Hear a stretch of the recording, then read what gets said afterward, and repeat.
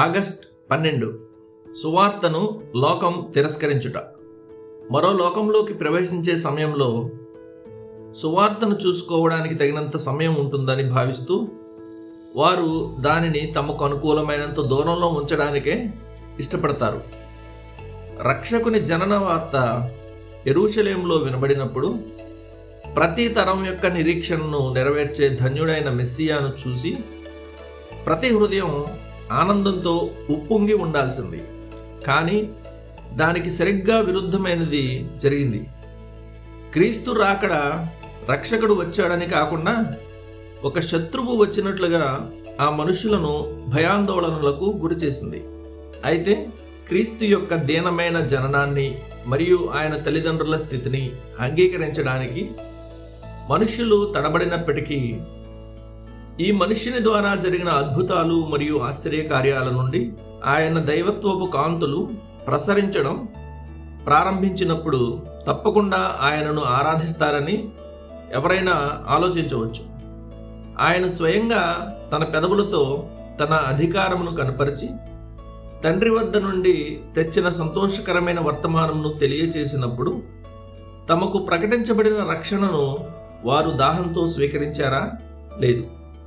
వారు శపించబడిన అవిశ్వాసంలో మరియు క్రీస్తును మొండిగా తిరస్కరించడంలోనే నిలిచిపోయారు.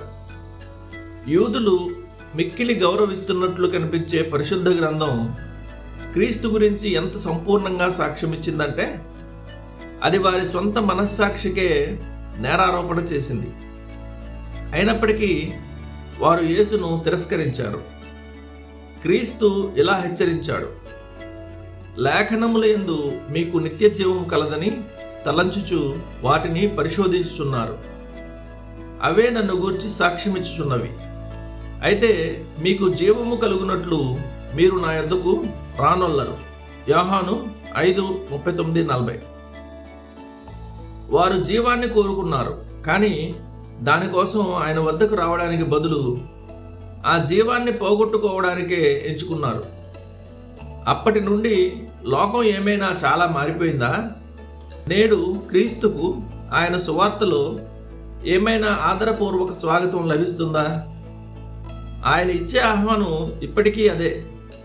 ప్రయాసపడి భారము మోసుకొనుచున్న సమస్త జనులారా నా యొద్దకు రండి, నేను మీకు విశ్రాంతి కలుగచేతును. మత్తయి 11:28. తన వద్దకు వచ్చే వారికి క్రీస్తు చేసే అత్యంత కఠినమైన పని ఏంటంటే వారిని జీవము మరియు రక్షణ ఉన్న స్థలంలో ఉంచడమే.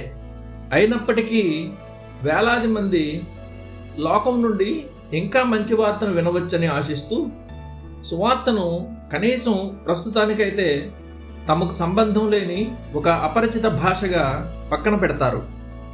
వారు మరో లోకంలోకి ప్రవేశించే సమయంలో దాని గురించి చూసుకోవడానికి తగినంత సమయం ఉంటుందని భావిస్తూ సువార్తను తమకు అనుకూలమైనంత దూరంలో ఉంచడానికే ఇష్టపడతారు.